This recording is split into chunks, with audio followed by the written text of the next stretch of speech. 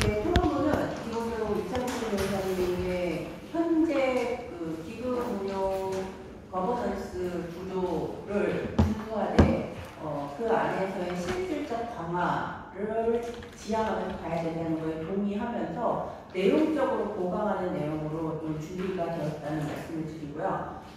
한 가지 제가 이제 앞에 두 분 말씀 드리면서 떠올랐던 생각이 그러니까 영국의 그 국제경제학자 바르라는 양반이 그런 얘기를 해요. 그러니까 이 연금 관련된 사회적 논의를 할 때마다 죽지도 않고 좀비들이 돌아온다 이 얘기래요. 그러니까 그 좀비가 뭐냐면 사실은 이제 우리나라에서 재정 계산을 5년에 한 번씩 지금 5차례 지금 하게 되고 있는데 저희가 재정 계산을 하는 가장 큰 이유는 뭐냐면 국민연금 제도가 다른 사회보장 제도에 비해서 사회적 연계성이 그리고 세계관 연계성이 가장 강한 제도이거든요.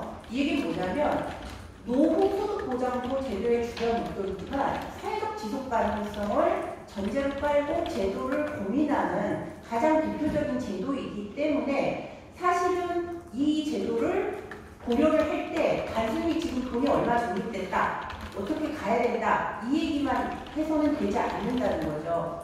그래서 앞에서 말씀하신 것처럼 제도와 기금이 분리돼서 운영되는 것이 아니라 제도와 기금이 함께 이 사회가 지속 가능하게 가기 위해서 어떤 기능과 역할을 해야 될 것이냐 이 논의를 해야 되는데 재정 계산을 할 때마다 우리는 좀비처럼 무슨 현실에 닥치냐면 기금이 고갈난다 이렇게 고갈나다 보면 이번에 뭐 보험료율을 미래 이제 그 부가요율을 그래서 뭐 25%니 26%니 뭐 이런 기사가 막 쏟아져 나왔어요.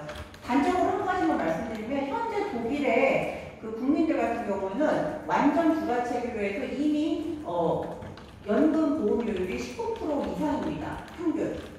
그럼 연금만 내나요? 이 사람들이? 건강보험 보험료율도 이미 14% 이상이고 장기요양 보험료율은 3.4%, 평균 36에서 37%의 사회보험료를 감당을 하고 있거든요. 근데 독일의 어떤 시민도 보험료가 많으니까 다 해체시켜버려라 이런 얘기를 하는 국민이 없고 추가적으로 독일 연간정부 수입의 3분의 1은 공적연금 지원금으로 지출되고 있습니다.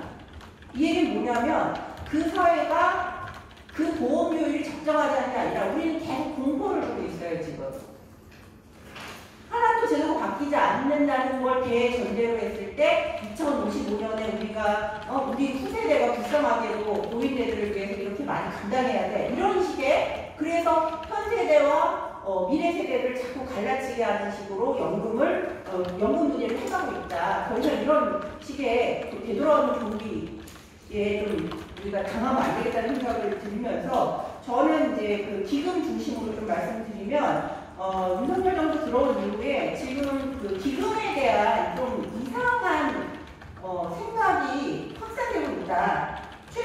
저희 국민연금이 이제 최초로 마이너스 8.3이라는 수익률을 보였습니다. 작년에. 그런데 이제 이 이유는 뭐냐면 주식채권에 투자한 비중이 이제 많아졌는데 작년은 그 어느 시기 때와 비교적으로 보통 주식과 채권은 상호 이제 뭐 선거력이다 이런 얘기를 했는데 두 개 다 떨어졌어요. 그래서 49.6회 보시면 우리나라 그 연금뿐만 아니라 다른 나라들 연금도 상팔쪽 아래 표를 보시면 다른 나라 연금도 작년에 수익을 많이 못 봤어요.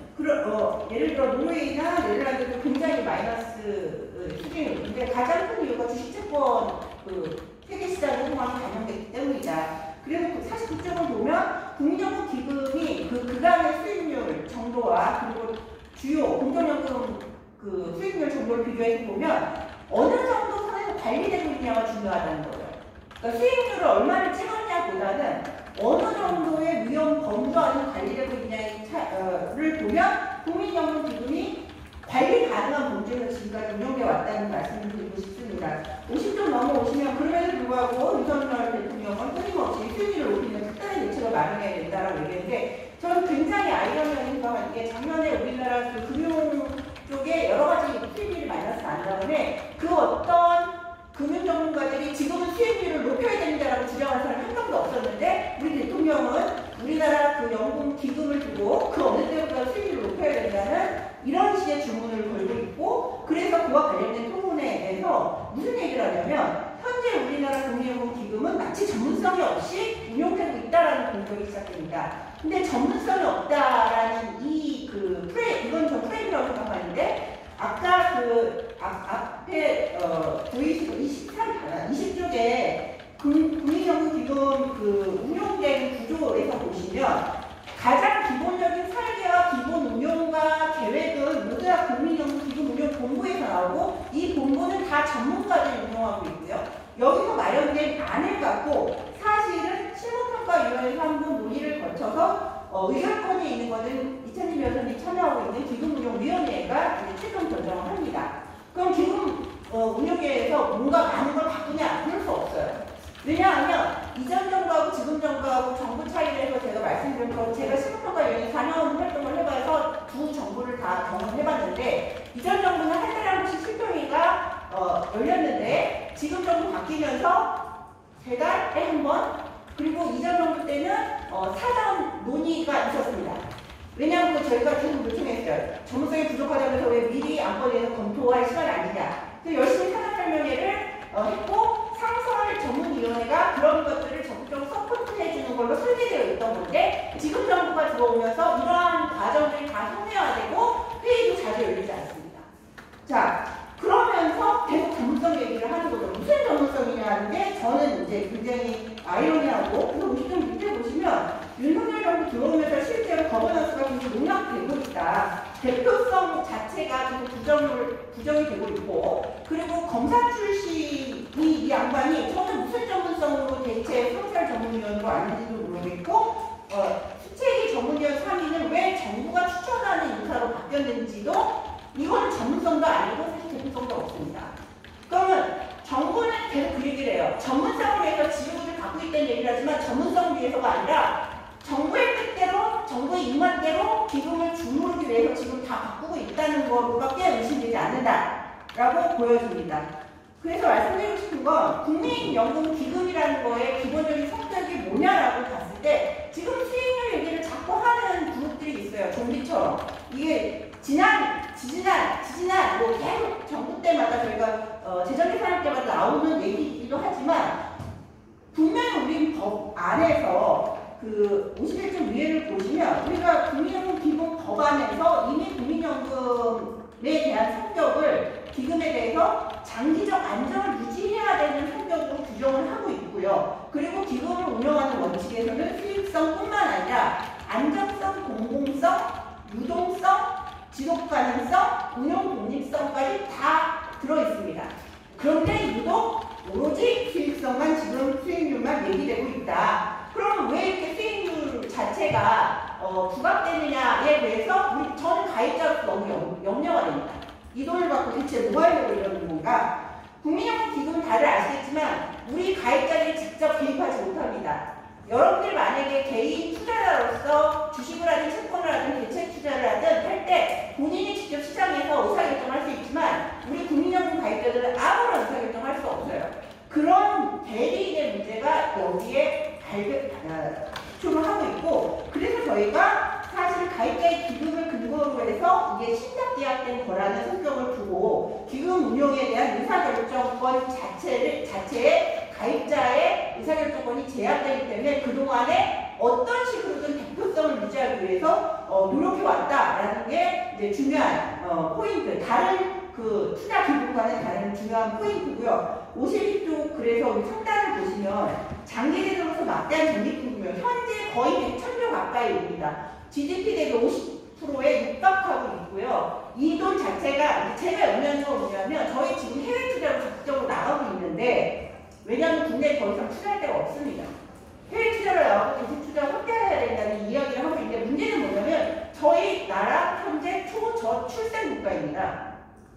초저출생 국가가 사회적 부양비와 관련해서 사실은 지금 뭔가 환경을 바꿔야 되는 중요한 시점, 향후 10년 안에 뭔가 근본적 체제를 바꿔내지 않으면 저는 이거는 저희가 돈을 아무리 쌓아놓더라도 제도 유지하기 어렵다는 거거든요. 그런데 이러한 게 사회적 투자를 하는 거에 전혀 관심 없이 모든 돈이 몰빵돼서 지금 금융시장에 들어가 있고 현 세대와 미래 세대를 성장시키고 육성시키고 사회 환경을 바꿔나가는데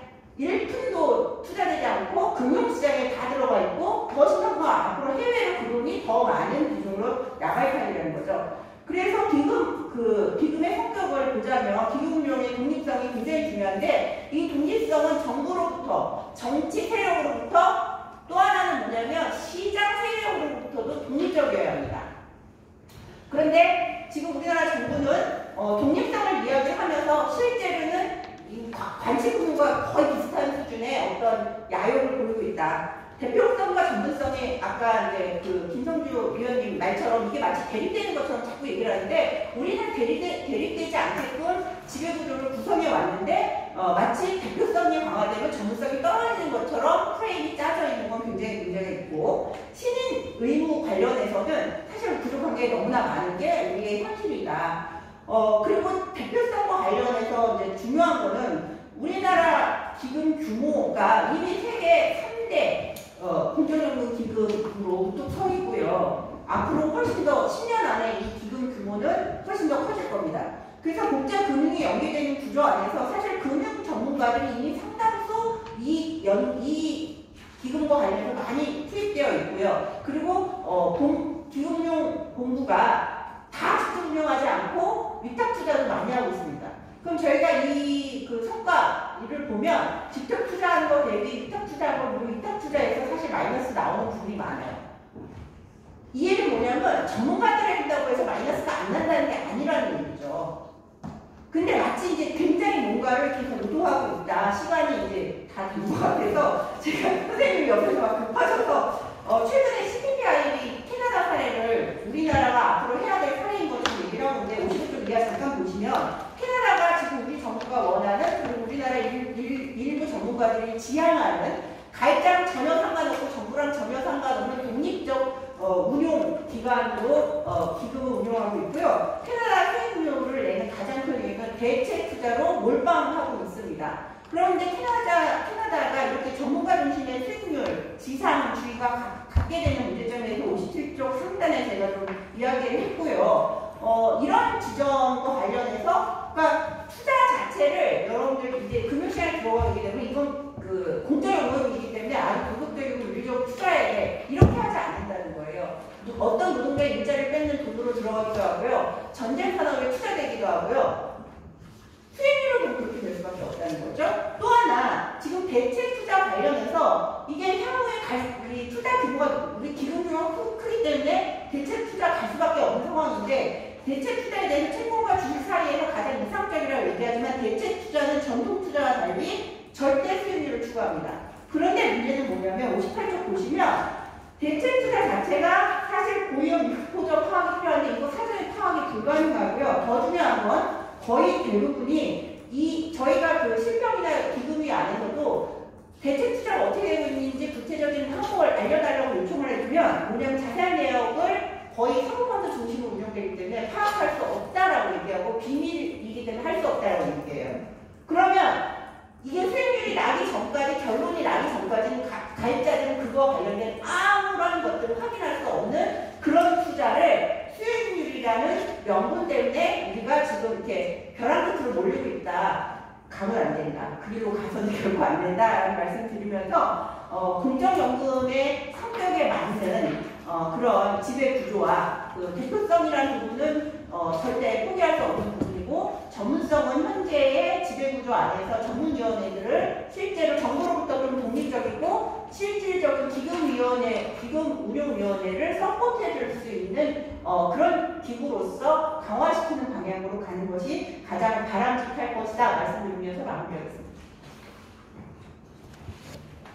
예, 제가 시간을 너무 촉박하게 줄여가지고 숨을 못 쉬시고 말씀하시는 약간 걱정스러워요. 그러니까 거버넌스의 원칙에 대한 부분에 대해서 말씀해 주셨고 아까 김동주 의원께서도 말씀하셨던 것처럼 대표성과 전문성이 서로 대치되거나 경합하는 그런 개념이 아니라는 말씀을 해주셨고요. 구체적으로 CPPIB의 사례를 들어서 그런 것들이 어떤 문제를 가지고 있는지까지 지적을 해주셨습니다. 그럼 바로 다음으로 넘어가서 한양대학교 경영학부의 김영동 교수님 토론 들어가겠습니다. 10분 시간만 주시면 되겠습니다. 네, 방금 소개받은 김영동 교수입니다. 발제자분하고 토론자분께서 말씀을 잘 해주셨습니다. 이제 국민연금이 제가 입사할 때 시작을 해서 35년 이제 2022년에 제가 퇴임을 하면서 60살로 이제 수급권자가 잠재히 평가됐는데 처음에 국민연금이 이제 적립 방식을 위해서 2% 정도, 2%, 3%에서 총 9%까지 오게 된 것 같아요. 그러다 보니까 이제 기금이 적립이 되고 그리고 이제 그런 기금이 적립됨으로써 그런 기금의 이제 구속적인 부정성을 위해서 이제 기금에 대한 운용도 그다음에 그 주주에 대한 일부 활동들이 점점 더 강화되는 추세에 있는 것 같습니다. 그간 이제 저희들이 이제 활동을 보니까 중종관리단 공개대학 활동에서 수탁자 책임 활동이 상당히 잘 돼 있고 그다음에 기금 운용도 좀 미흡하지만 현재 보니까 약 9% 정도 올해 3분기로 60조 이렇게 좀 기금이 운영되는 수익이 나오는 것으로 이렇게 발표가 됐습니다.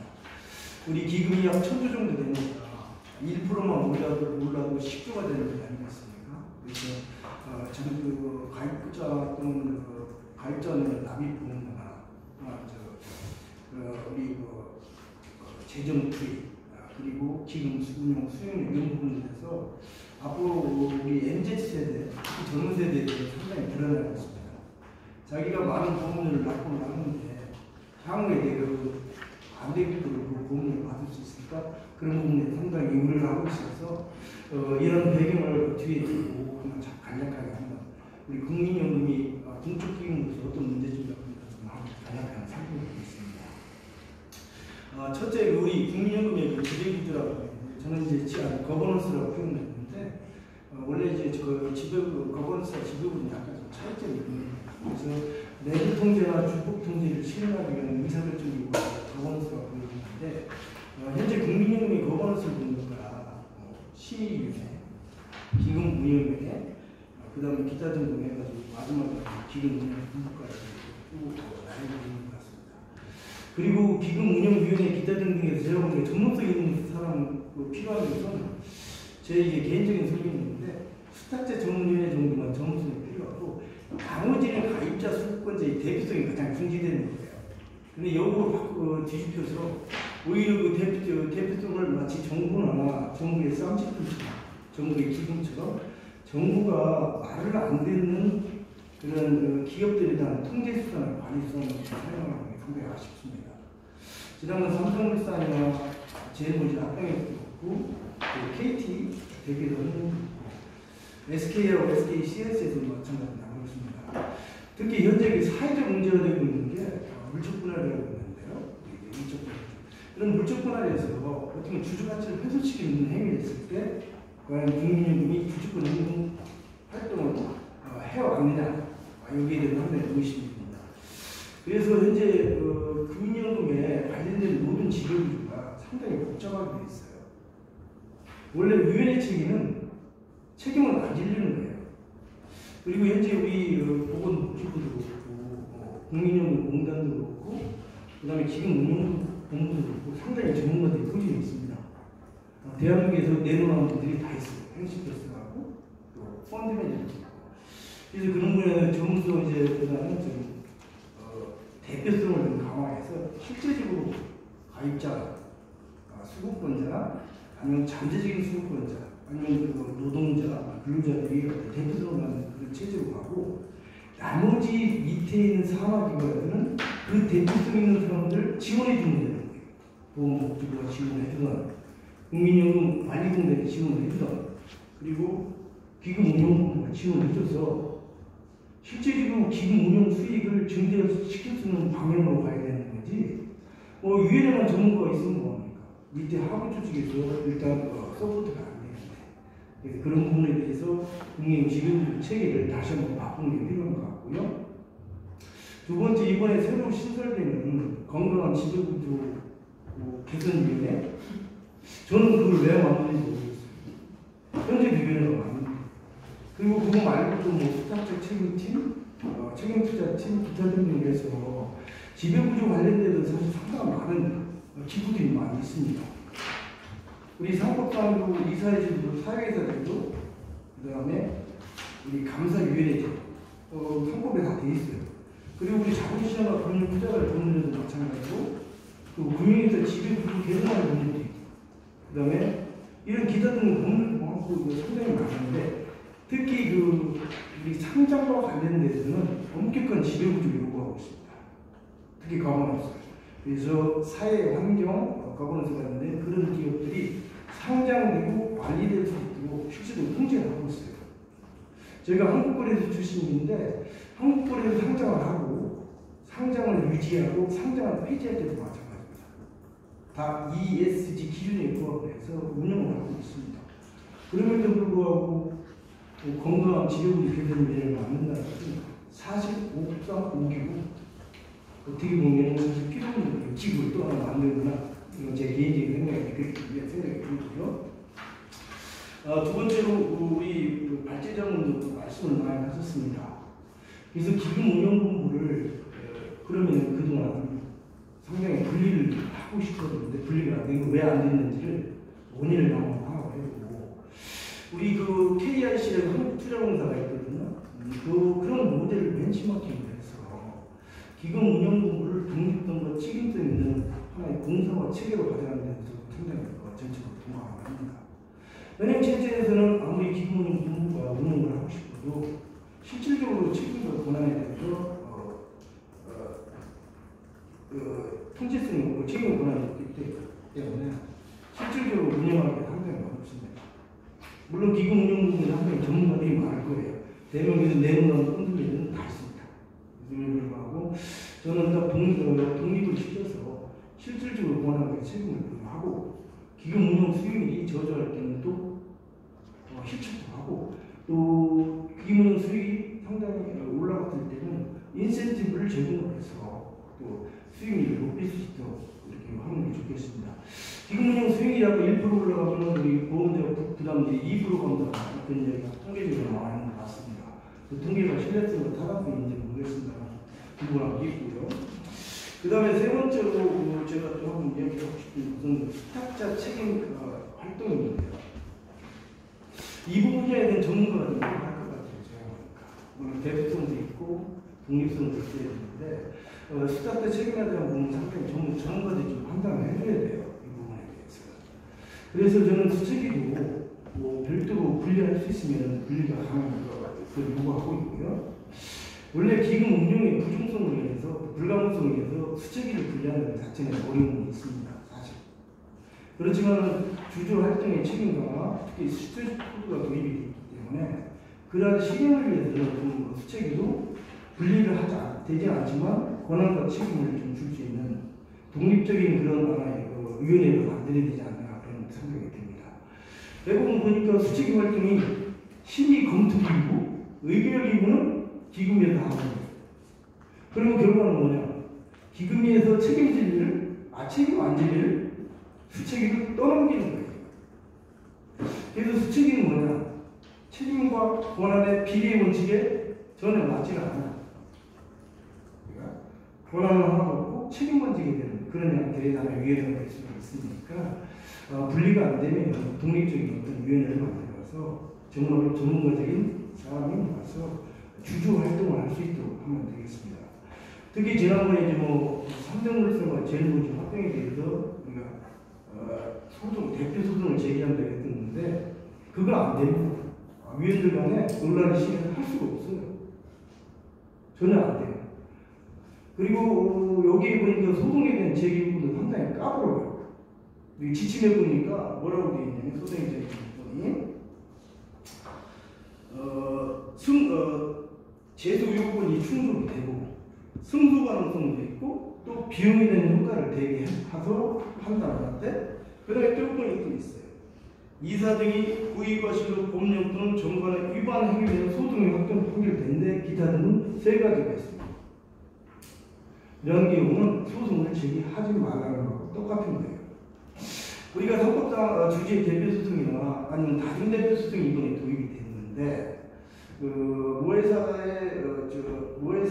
자회사 모회사 주주가 자회사에 대한 주주의 가치를 훼손됐을 때 자회사 임원에 대해 책임을 묻는 그런 소송제도 대표 다중대표소송이 도입됐고요.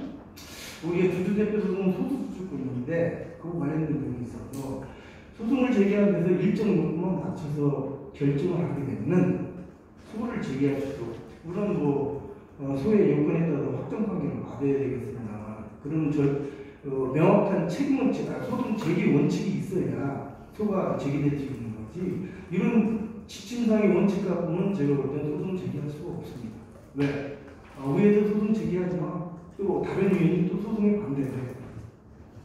그래서 결국은 돈 있고 힘 있는 재벌들은 대표 소송을 당하지 않고 피소당하지 않고 오로지 조그만 기업들만 운이 없어서 걸리게 되는 그런 케이스가 대부분입니다. 제가 이제 한국거래소에 있으면서 우리 상당히 폐지를 많이 시키는데요. 큰 기업은 못 시켜요. 왜? 너무 시끄러운. 어느 기업가 가장 많이 상장 폐지를 당하냐면요. 조그만 것도 폐지시켜도 문제없는 것도 그만이니까 폐지를 당하는데 그래가지고 아이러니한 그런 문제가 발생했는데 그런 부분에서 상당히 아쉬워서 수체기와 수체기에 대한 권한을 수체기를 분리하든가 아니면 수체기 권한을 두고 특히 우리가 무엇보다도 중요한 게 감소 방지가 가장 중요한 것 같아요.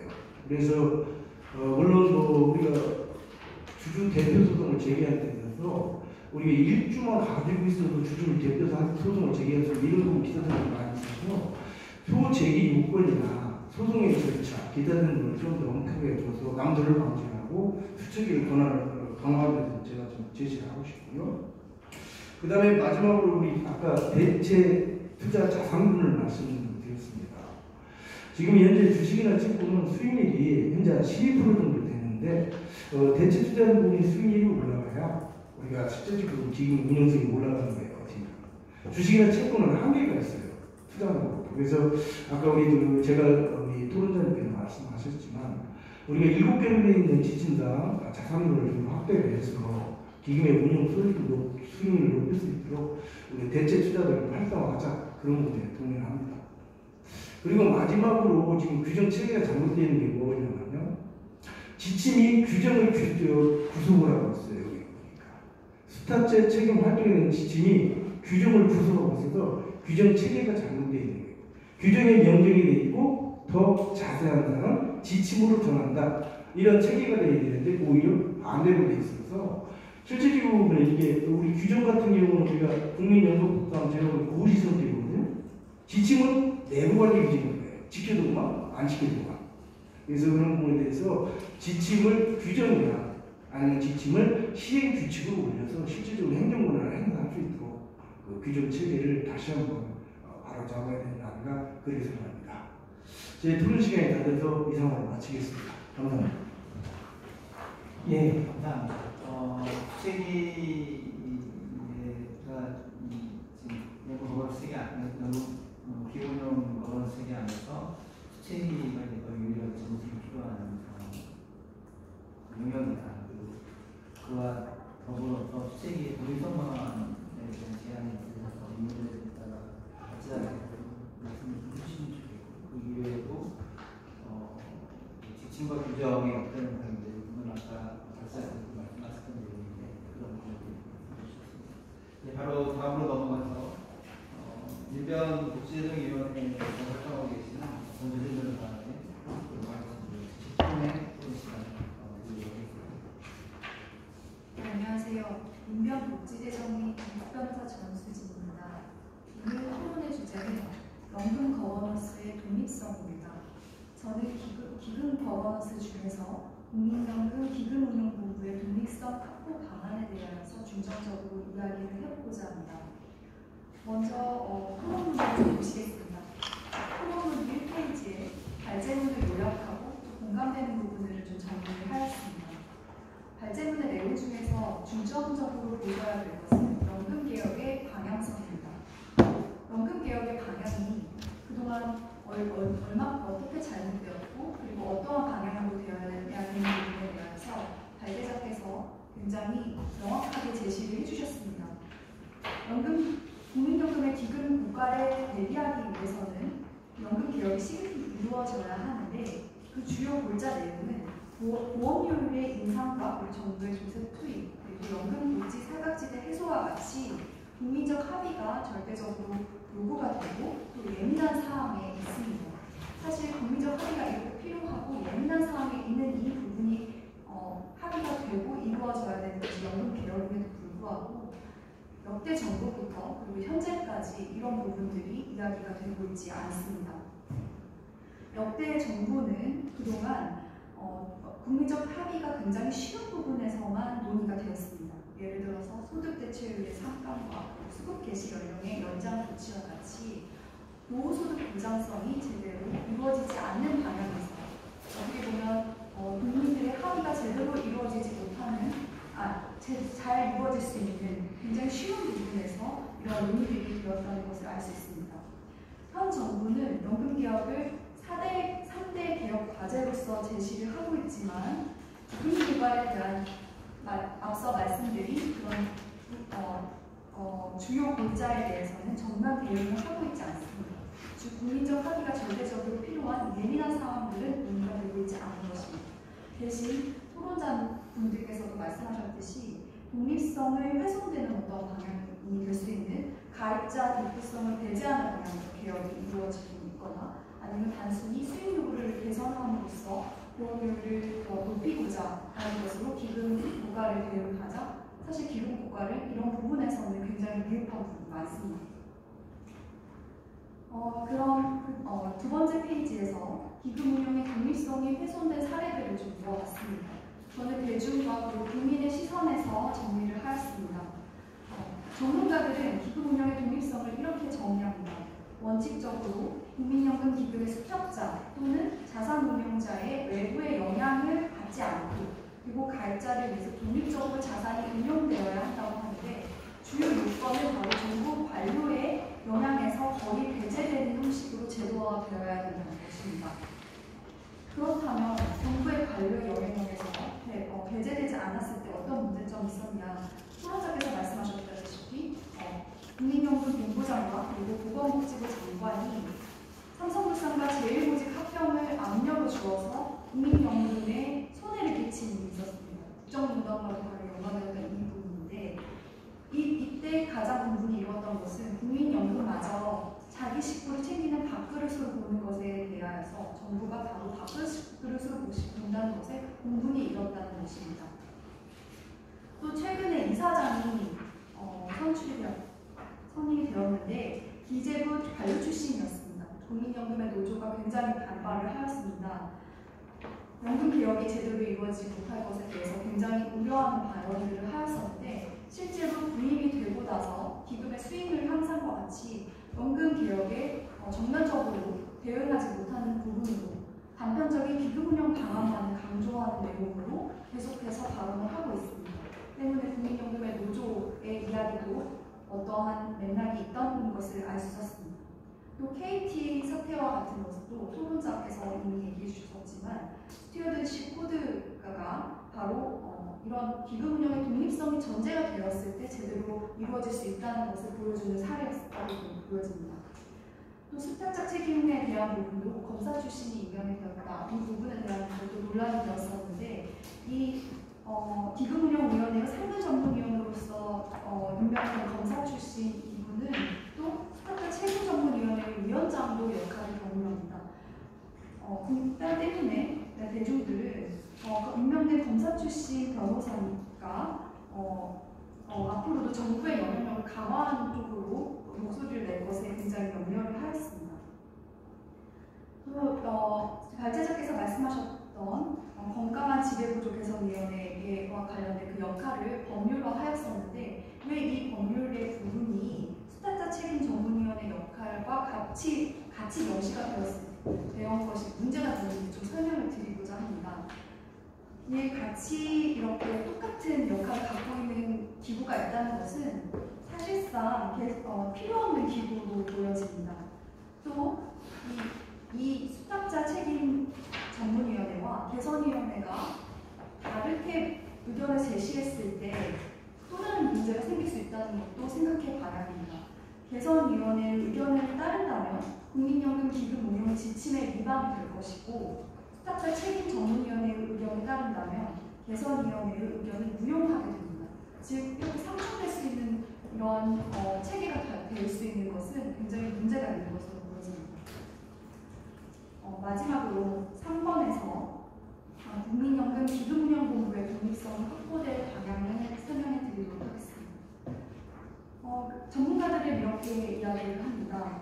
기금운용 전담 조직의 최고 의사결정 기구인 이사회를 정부 관료로부터 독립하여서 구성하여야 한다.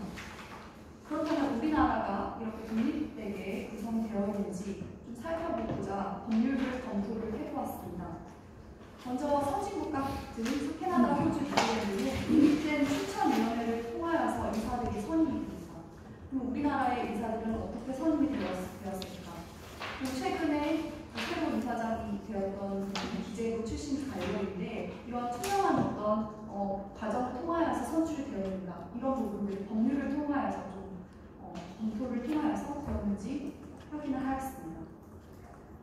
결론적으로 말씀드리면 우리나라의 국민연금공단의 기금운용본부의 이사회 구성은 정부의 영향에서 그렇게 자유롭지 못합니다. 캐나다, 호주, 뉴질랜드에서 했던 것처럼 추천위원회가 독립적으로 되어 있지 않습니다. 과정상 임원추천위원회가 바로 이 이사회 구성을 하게 되는데 이 임원추천위원회가 이사회를 구성을 하고 이사회가 또 임원추천위원회로 구성하는 겁니다. 또 이렇게 수많은 구조, 굉장히 기이한 형태에 있습니다. 독립되어 있지 않고 이사회를 선출하는 마치 이사회가 먼저 정부 관료로부터 독립되어 있지 않고 이미 지배를 받고 있는 구조라면 또다시 임원추천회를 통하여서 또 다른 이사회를 선출하게 되는 이런 수많은 구조로 되어 있기 때문에 바로 이 추천위원회를 독립하는 것이 굉장히 시급해 보입니다. 최근에 이사장 선출이 문제가 되었던 것도 이런 법률 구조의 미흡한 부분에서 발생한 것이 아닌가라는 의견이 있습니다.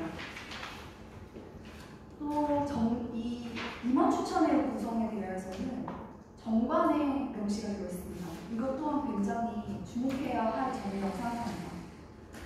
이사회는 국민연금공단의 가장 중요한 사항을 심의 의결하는 기구이고 이 부분은 국민연금법, 즉 법률에 이미 명시가 되어 있습니다. 이 이사회를 구성하는 이 내용, 어떻게 뽑아야 할지에 대한 부분은 국민연금법에 명시가 되어 있는데 이들을 추천하는 임원추천위원회는 정관에 명시가 되어 있습니다. 때문에 임원추천위원회가 이사회를 추천하는 방법과 과정을 법률로 규정을 하여야 이사회 구성의 독립성을 확실하게 확보할 수 있는 방안이라고 생각합니다.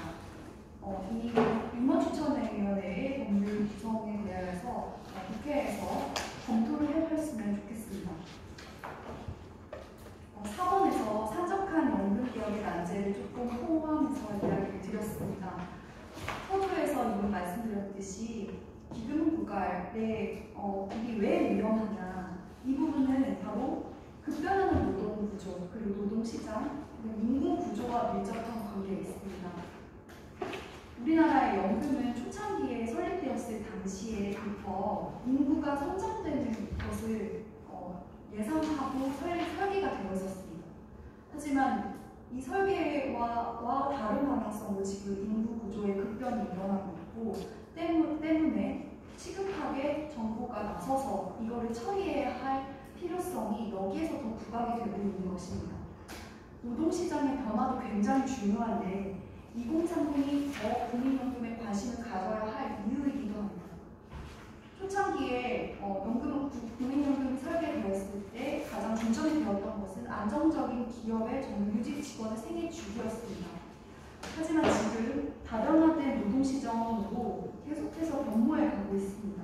시간제 근로자도 굉장히 많아지고 유연 근로자도 굉장히 많아지고 또한 우리가 항상 주목하고 있는 자영업자들의 생활에 관해서도 이러한 연금 개혁과 맞물려서 우리가 노동시장을 확인해야 할 필요성이 있습니다.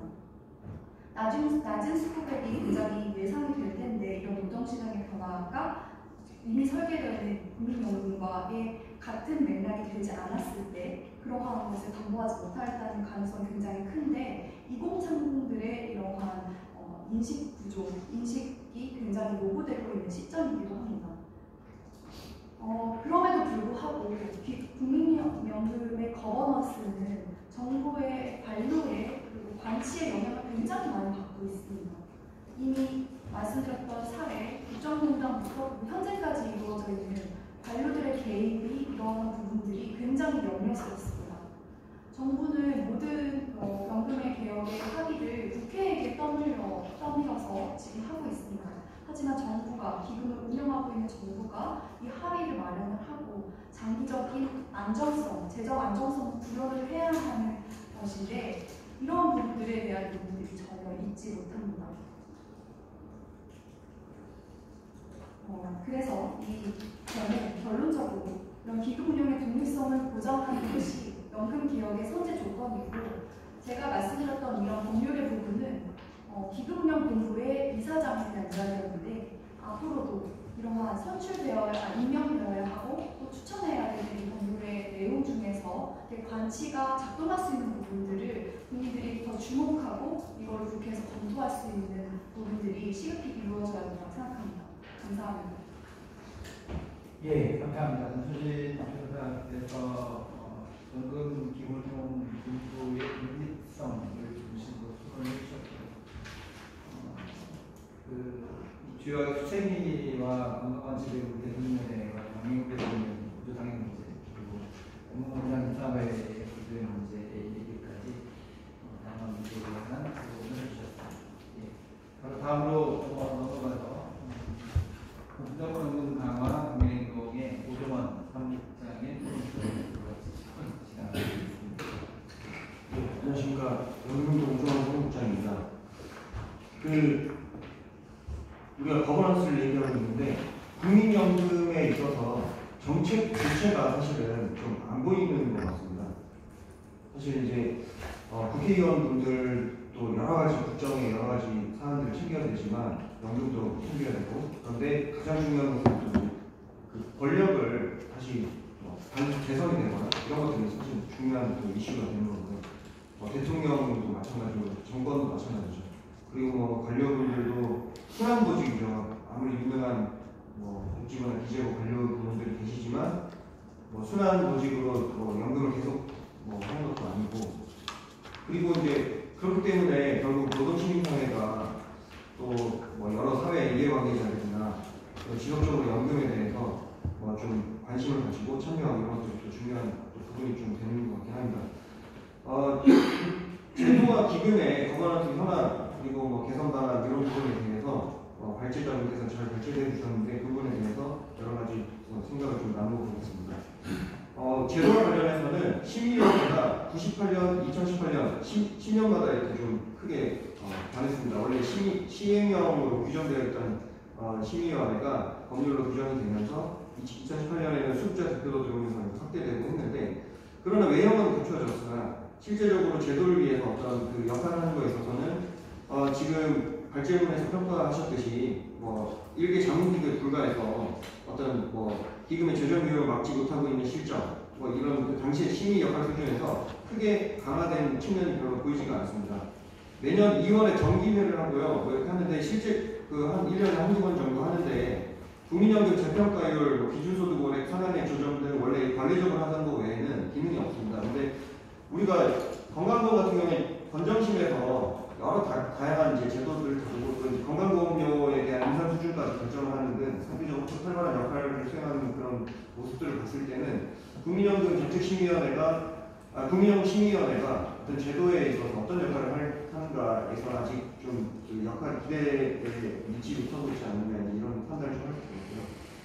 발제처럼 심의가 연금 제도 개혁에 대한 사안을 좀 상시적으로 논의하고 또 실행할 수 있도록 그 역할을 좀 강화하는 측면에 동의하고요. 그 위원장을 또 장관을 박상하고 또 역할을 강화하는 그런 부분들 아니면은 최영 의원이 발의했듯이 대통령 소속 국민연금 개혁위원회를 외부에 설치해서 상시적으로 사회적 합의 기관에서 제도 개혁을 논의하고 실행할 수 있는 우리가 정책 주체를 좀 구성하는 게 좀 필요하겠다는 의견이 있습니다.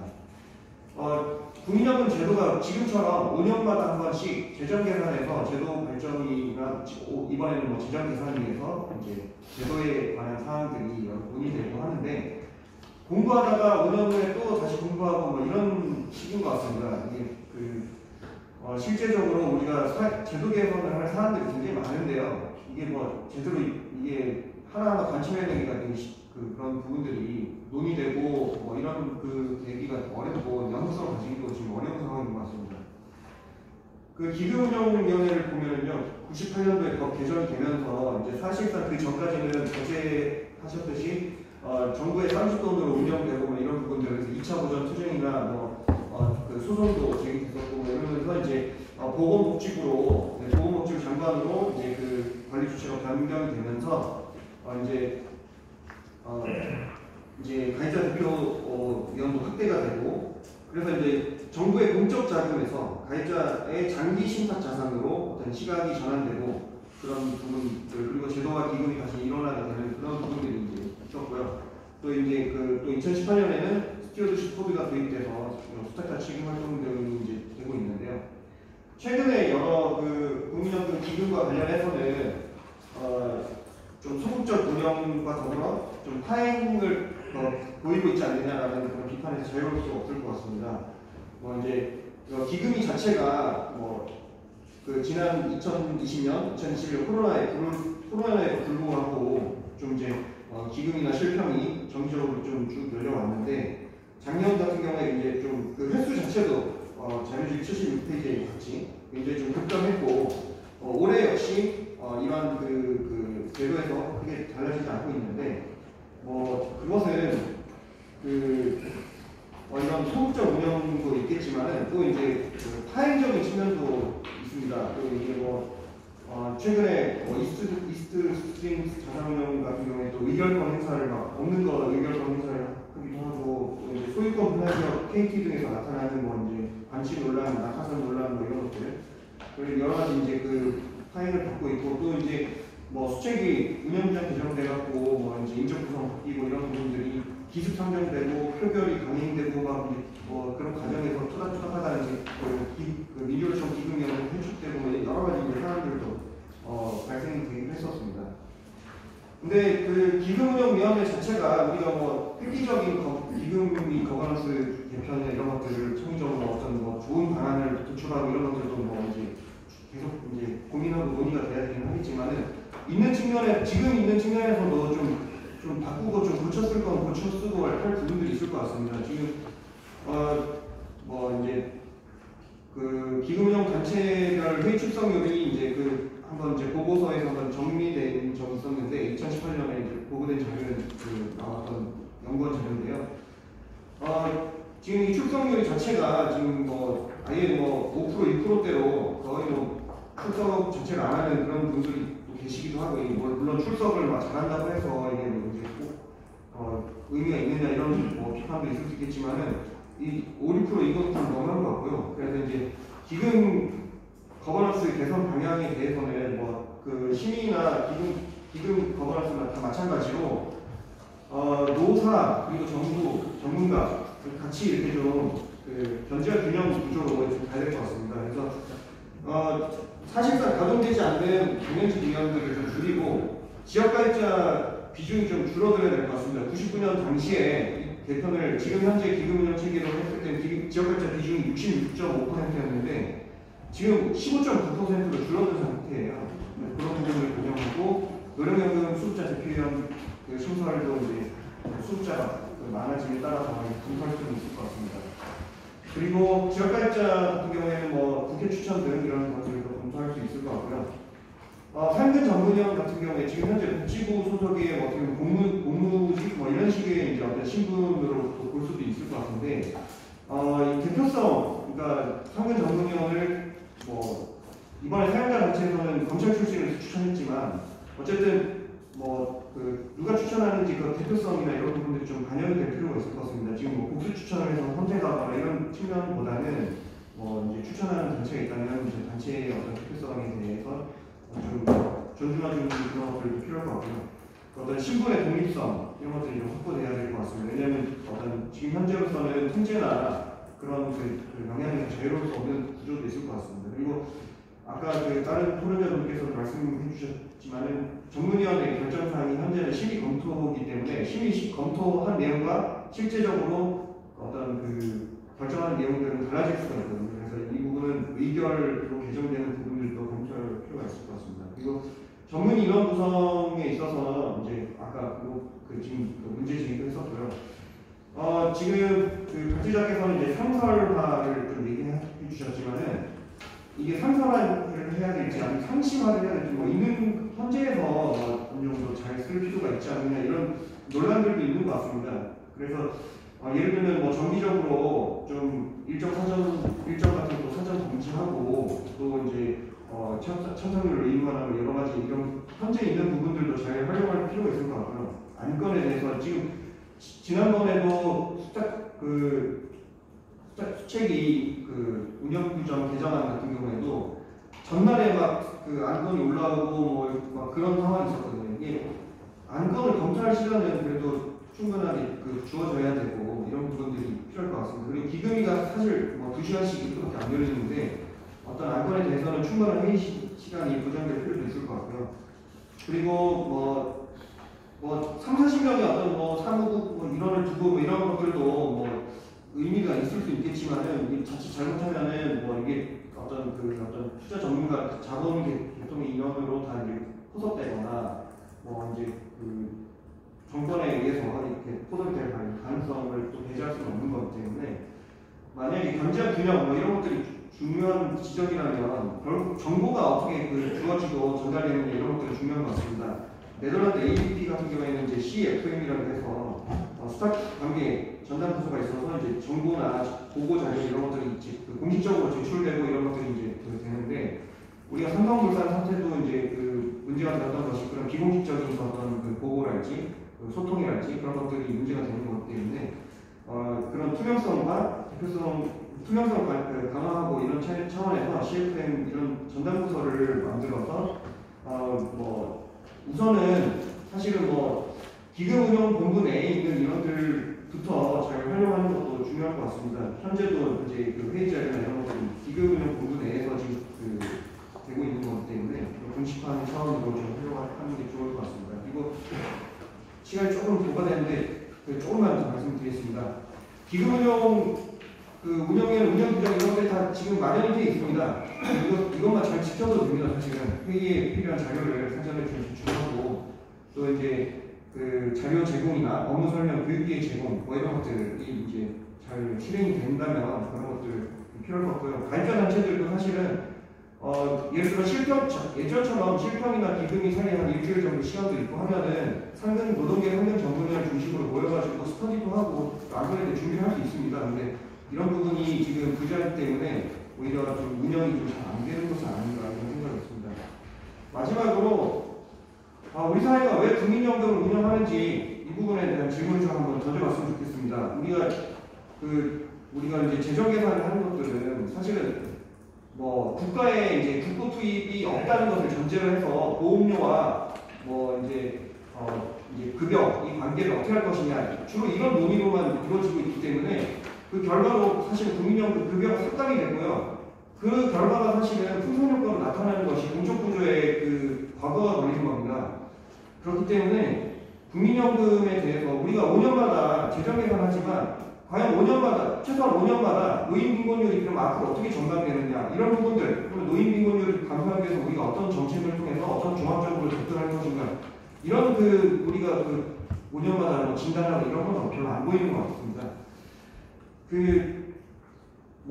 심지어 이제 수리위원회 이런 것들을 만들어서 다 계산한 재정 추계 자체를 더 이제 인구구조가 더 위태롭고 더 소진이 빨리 되고 이런 얘기를 하려고 하는 것 같은데 사실 인구구조가 정말 중요합니다. 근데 우리가 사실은 정부가 기금의 덕을 보려고만 하지 또는 기금은 금융의 덕을 보려고만 하지 도대체 이제 정부의 역할은 어디 있고 기금의 역할은 어디 있는가 이런 의문을 좀 할 수밖에 없는데요.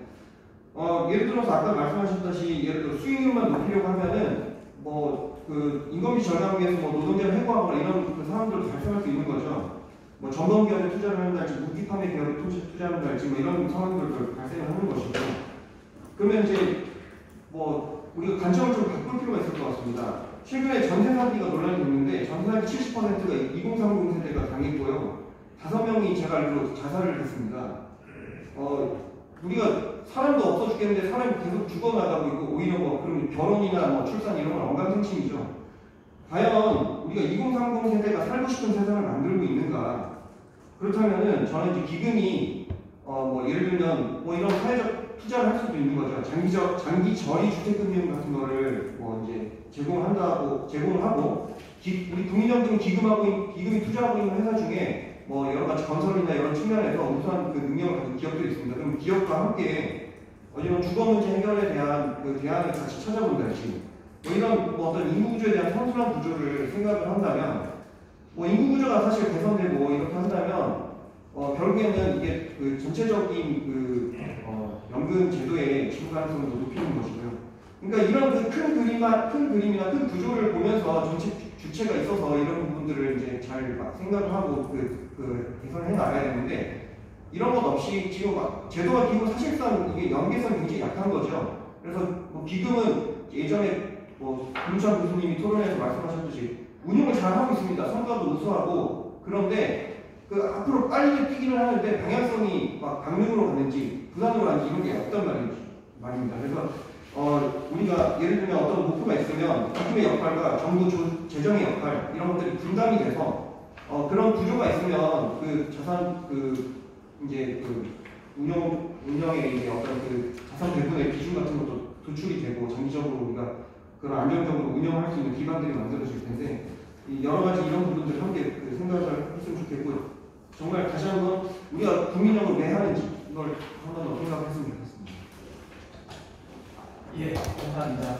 그동안 시간에서 연금개혁의 정책 조치가 보이지 않는다는 걸 시작을 해서 금융투자 중심으로 되어 있는 기금의 사회투자 방안에 대한 고민도 필요하다는 좀 더 거시적이고 정책적인 접근이 필요하다는 말씀까지 해주셨습니다.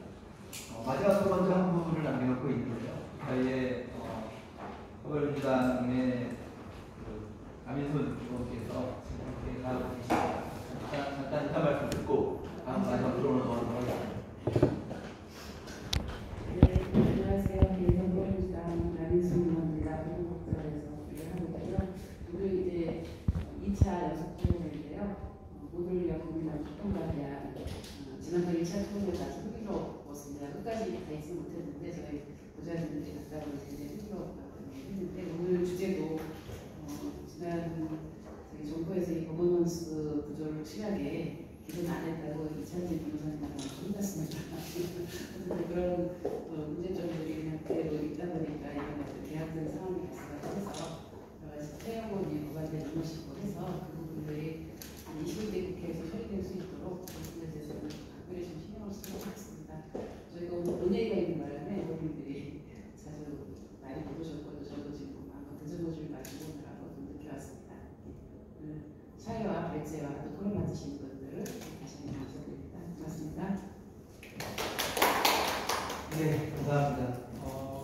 마지막 들어온 오목수 국민연금 재정과장. 네, 국민연금 재정과장 김은혜입니다. 조정을 담당하고 있고요. 오늘 와서 많은 분들의 기금에 대한 거버넌스에 대한 우려를 잘 듣고 갑니다. 잘 새겨가고요. 시간이 좀 부족하니 일일이 다 말씀드리기 좀 부족하지만 지금 갖고 있는 좀 고민과 방향과 의원님들이 주신 의견이 저희한테도 도움이 되고 어떤 걸 좀 하시지 않는다는 말씀을 짧게 드리겠습니다. 그 기금 수익률 1%가 2%의 보험료다 그러면 요 이제 렌트가 발표하는 이 연금 개혁을 미봉하려는 거 아니냐 뭐 이런 말씀 주셨는데요. 전혀 그런 건 아니고 기금 운용 수익이 그만큼 중요하다라는 걸 좀 강조하고자 국민들이 좀 직관적으로 이해할 수 있는 방법을 찾다 보니까 그 표현을 쓴 건데 그게 이제 그렇게 다르게도 오해될 수 있다는 부분을 오늘 조금 느꼈고 앞으로는 그런 표현을 좀 신중하게 쓰도록 하겠습니다. 아까 말씀드린 기금 운용 수익이 이제 중요하다라는 걸 좀 강조하고 싶었던 거고 단체장님도 그 인구 충격 얘기를 잠깐 해주셨지만 그 저출산 인구 고령 사회가 지속될 것을 자명하고 결국은 생산 가능 인구 감소가 결국은 보험료 수입이 과거에 비해서는 보험료 수입이 미치는 영향과 역할은 점차 같답니다. 지난 70년간의 그 국민연금 정기간의 평가를 해보아도 그 보험료 부과 대상의 소득 증가율을 가입자 감소율이 가입자 수 감소율이 지금 상쇄하고 있습니다. 반면에 연금급여 지출이 크게 증가하고 있고 그렇다면 이 연금 재정의 지속 가능성을 위해서는 보험료도 바라봐야 하지만 한 축으로서 기금 수익도 우리가 좀 중요하게 바라봐야 된다. 좀 기금의 수익이 중요하다. 그런 차원으로 접근을 하고 있다라고 말씀을 드리고요. 그러면 이렇게 중요한 기금을 잘 운용하려면 이 거버넌스, 이 의사결정, 이 기금을 결정하는 의사결정 체계의 거버넌스가 제대로 잘 굴러가야겠죠. 그 다음에 또 한 축은 이 기금을 운용하는 조직, 기금운용 본부의 역량 강화가 필요합니다.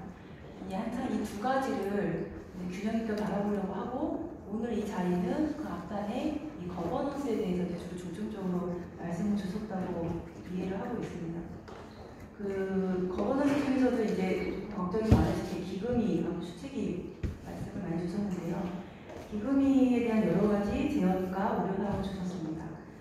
그 기금이를 운영하고 있는 담당과장으로서는 저희 기금 운영 체계는 전문성과 대표성이 균형 있게 조화롭게 이루어진 체계라고 사실 저는 자부합니다.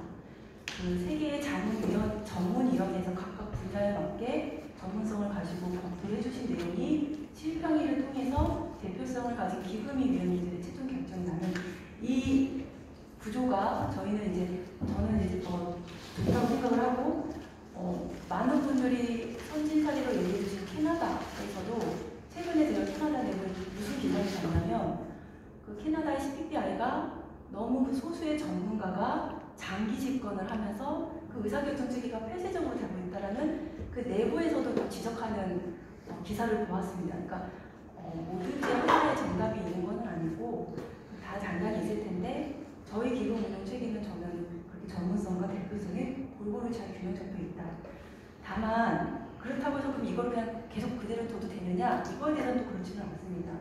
현재 기금 운용 체계는 아시다시피 2005년도에 설계가 됐는데 2005년도에는 기금 규모가 160조 원이고 대부분의 그 포트폴리오 자산 구성이 다 국내 채권 중심이었습니다. 예, 그때 만들어진 건데 아시다시피 내년에는 1000조를 바라보고 있고 이건 단순히 양적 확대가 아니고 포트폴리오 구성이라든지 자산 전략 등 질적인 전략 고도화가 필요한 상황인데 그렇다면 뭔가 이전과는 다른 효율적인 의사결정 체계와 좀 역량 있는 본부의 강화가 필요한 게 아니냐 이제 이런 차원에서 이 거버넌스 개편 논의가 진행된다고 봐주시면 좋을 것 같고 이제 그렇다고 한다면 뭔가 바꾸려고 한다면 말씀을 주셨지만 과거에 정부가 6차례 법안을 낸 적도 있고 정부 외에도 다양한 위원님들이 법안을 주셨습니다. 근데 그렇게 뭔가 틀을 확 바꾸는 이런 체계 개편은 아시다시피 갈등과 약간 혼란만 있고 결론을 내기가 참으로 어려운 상황이었습니다. 그렇다면 현재 있는 기금 운영 체계를 유지하면서 부족한 부분을 좀 보완할 수 있는 방법을 사실 저희 심주 차원에서 고민하고 있고 그런 차원에서 오늘 발제자님이 주신 이 기금의 개편 방안이라든지 혹은 이제 오정원 사무국장님이 주신 여러 가지 내용들이 실무자 차원에서 좀 많이 도움이 되는 내용이라고 봅니다. 다만 조금 그 과거에도 그 기금이 상설화라든지 그러니까 지금은 이제 전문위원회의 상근 전문위원회를 통해서 그 상설화 효과를 조금 보려고 하고 있고 그 기금위 위원님들 중에서 몇 분을 상설화해서 하는 것도 과거에 검토한 바가 있는데 그것이 또 기금위 위원님들과의 정보 비대 지성 불균형으로 인해서 또 저항을 받았던 경험이 있습니다. 그래서 그런 과거의 경험으로 있어서 이제 지금 시기가 됐는데 그 이외에 조금 보완책을 주신 거는 저희가 좀 잘 들어가서 빠른 시일 내에 좀 반영할 수 있도록 노력하겠습니다.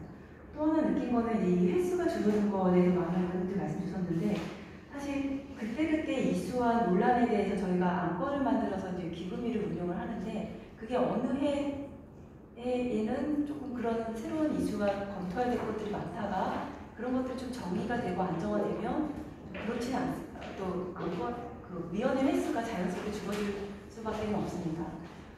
저희는 이거를 이게 흥행화한다거나 일부러 한다거나 이런 건 전혀 아니었는데 오늘 와서 보니 밖에서는 이제 그런 시각도 있다라는 걸 좀 느꼈고 좀 저희가 심의 안건이 없다면 적극적으로 좀 보고 안건이라도 좀 발굴을 해서 조금 더 활발하게 운영을 해서 소통을 좀 해야겠다라는 생각을 좀 했습니다.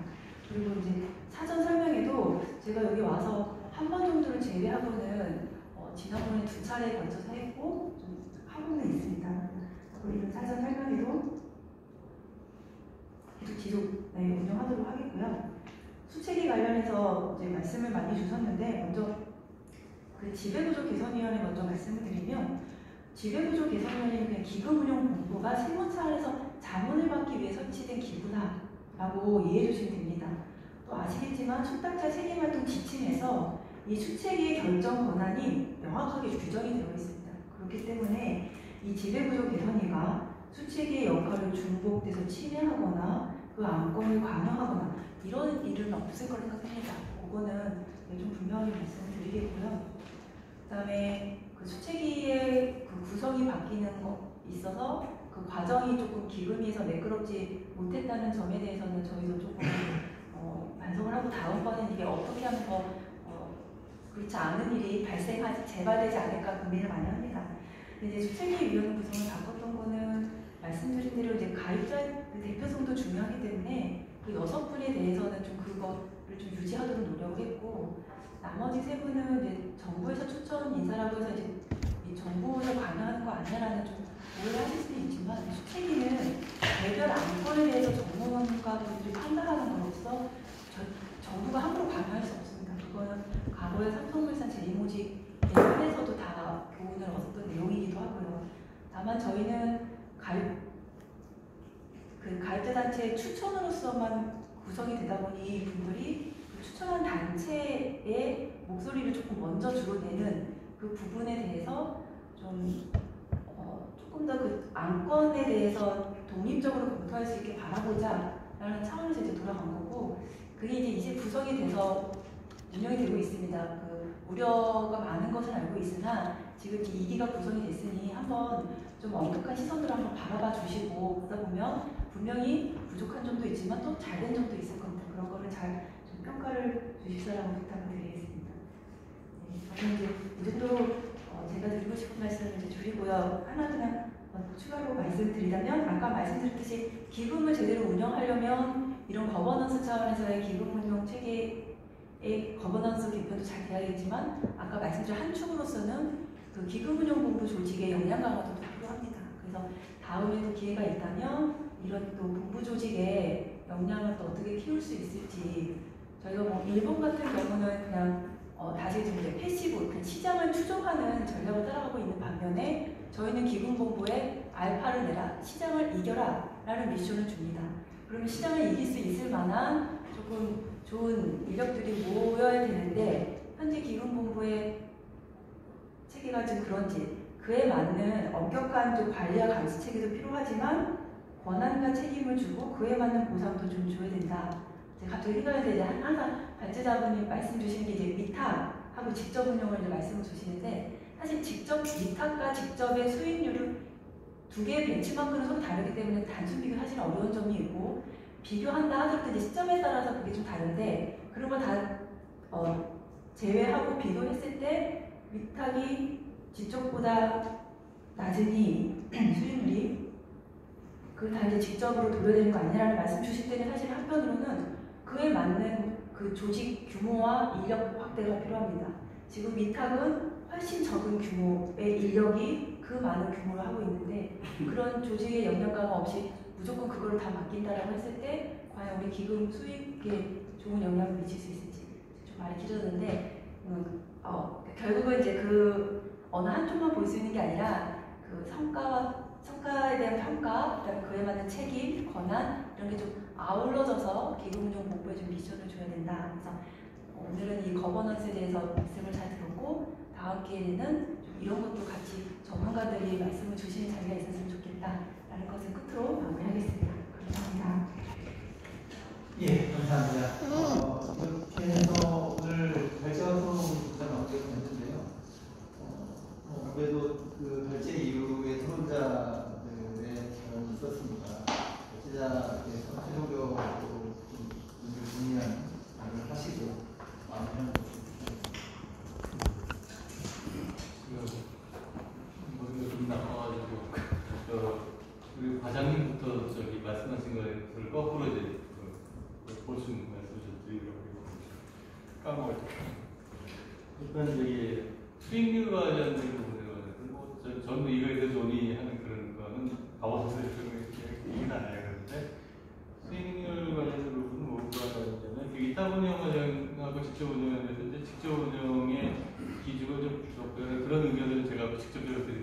사실은 아니고, 다만 위탁 운영의 운용사들이 위탁 운영 실태를 한번 사실 좀 보셔야 되는데, 그쪽 인력은 굉장히 가성비 높게 운영을 하고 있죠. 이것들이 거의 안 하는 것을 저는 알고 있는데, 위탁 운용사들이 국민연금 기금을 받아가지고 할 때 다양한 형태의 운용 그거 있잖아요. 그 부분에 관해서 대부분 운용 인력이 우리가 직접 운용 인력보다 상대적으로 적게 투입하고 있다는 걸 현실을 알고 계시다고 말씀드리고, 그래서 운영 인력 대비 뭐 이렇게 할 때 이제 직접 운영할 때 인력이 늘어나는 거의 비용이 코스트와 관련해서도 크게 오히려 수수료와 관련된 부분 이익이 직접 운영에 관해서 이익이 더 날 수 있다는 부분도 있을 수 있다는 부분을 지금 말씀드리고, 그거는 그에 대해서 제가 뭐 기금 운영과 관련된 기술적으로 말씀드릴 필요는 없을 것 같고, 그 다음에 수탁자 책임조정위원회 인적 구성 관련된 부분은 이제 이런 부분인 것 같아요. 박 과장님, 연구대회 오래 하셨는지 모르겠는데, 전에 이게 6개월 전부터 계속 문제가 됐던 게 뭐냐면, 가입 사용자, 가입, 직장 가입자, 지역 가입자, 이쪽에 대표성에서 전문가들이 그렇잖아요. 그리고 추천돼가지고, 그러면, 항상 캐스팅 보트가 어떻게 되냐면, 지역 가입자 쪽에서 캐스팅 보트를 지금 잘 알고 있을 거예요. 왜냐하면 지역 가입자 쪽에 진짜 대표성에 관한 항상 문제가 됐었거든요. 여기가. 무슨 중앙에 뭐 이런데, 특이한 데들이 많아가지고. 그래서 어떨 때 그분들이, 거기 위원들이 어떤 생각을 하냐면, 항상 5대4, 이렇게 왔다 갔다 했던 건 다시 참고로 말씀드리고.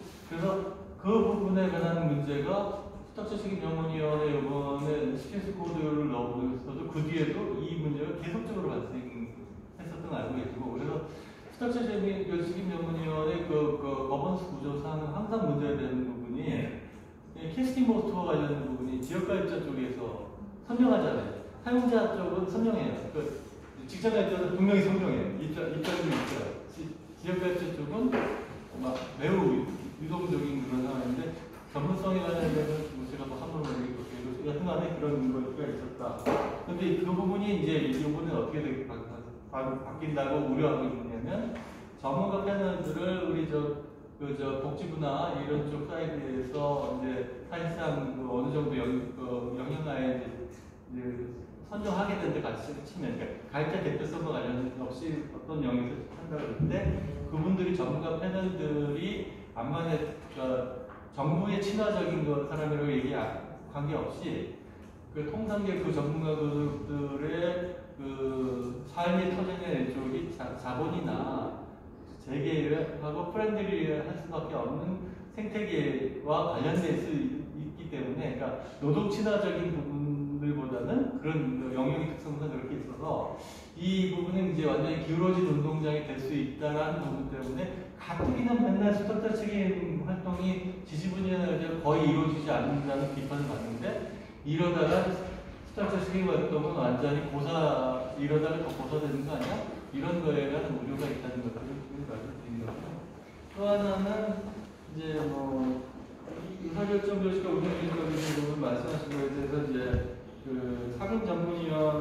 상임위원 체제 관련된 걸 정부 비대칭성 관련해서 그렇게 말씀하신 거 보니까 좀 굉장히 다행스럽게 생각하는데, 저는 비상임위원으로서 활성화하는 방향으로 지난 문재인 정부 이후에 계속 그런 방향성을 갖고 있고, 그런 방향성에 자꾸 견제가 가는 것도 좀 나쁘지 않다고 개인적으로 생각하는 사람인데, 다만 하도 전문성 강화를 현 정부 연금정책 측의 입장이 아니더라도 현 정부 입장이 그렇다고 한다면 부분적으로 상임위원 체제를 해서 보완해가지고 했다는 부분도 적극 고려해서 타협을 가지고 가는 부분이 필요하지 않겠냐는 것을 말씀드리고요.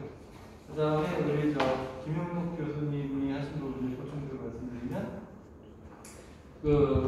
수탁자 책임위원회의 활성화되지 않은 부분들은 좀 구조적인 문제를 좀 말씀드리는 걸 제시하고, 다만 이제 기금운용위원회 내신 총회를 내가지 하는 수탁자 거버넌스를 그건 전혀 아니고, 기금운용위원회는 사실은 맨데이트를 보여가지고 지침상으로 아예 수탁자 책임 전문위원회에서 물결권 행사나 조주활동 관련된 부분에 완전히 적극적 조주활동에 관련 한 곡지를 빼는 나머지는 수권이 되어 있는 그런 상태에서 권한에 관해서 개인이나 이런 것들이 없었다는 거예요.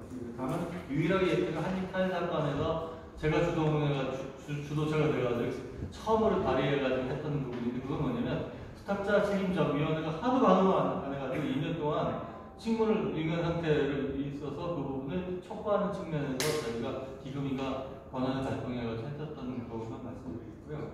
또 하나는 공사 독립화 말씀하시는 거에 대해서는 저 개인적으로 입장을 좀 달리하긴 합니다만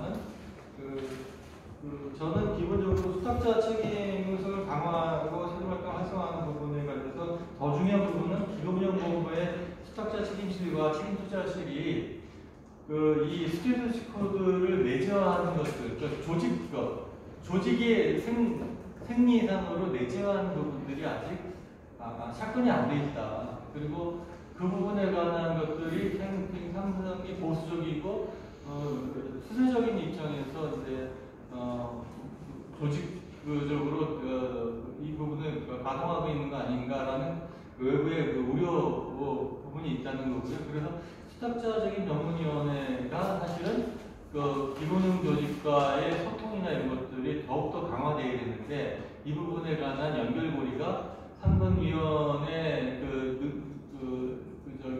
권한이나 이런 것들이 한계 때문에 조직 운영 조직과의 관계성을 어떻게 스킨십을 더 강화해서 이런 것 서로 간의 소통이 더 확대될 필요가 있지 않느냐 그런 문제의식을 좀 갖고 있습니다.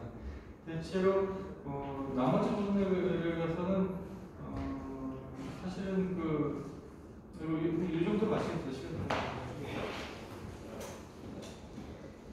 예, 시간이 상당히 좀 많이 지나서 프로에서도 끝까지 잘 해주신 분들이 어떤 거 계시는데 그 얘기까지 듣기 좀 어려울 것 같고요.